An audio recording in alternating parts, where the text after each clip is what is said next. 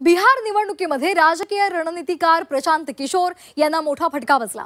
पहिल्याच निवडणुकीमध्ये प्रशांत किशोर यांच्या जनसुराज पक्षाला एकही जागा जिंकता आलेली नाही। निवडणुकांआधी प्रशांत किशोर यांनी प्रचंड मेहनत घेतली होती। गेल्या 3 वर्षात राजकारणातील चाणक्य अशी ओळख असलेल्या पीके यांनी हजारो किलोमीटरची पदयात्रा सुद्धा काढली।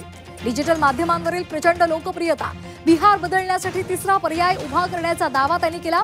मात्र या सगळ्या गोंगाटानंतर सुद्धा निकाल समोर आला आणि यामध्ये प्रशांत किशोर यांच्या पदरी निराशा पडली। त्यामुळे आता नितीश कुमार यांना 25 पेक्षा जास्त जागा मिळाल्यास राजकारण सोडतो असं आव्हान दिलेल्या प्रशांत किशोर आता काय भूमिका घेणार असा सवाल उपस्थित केला जातोय।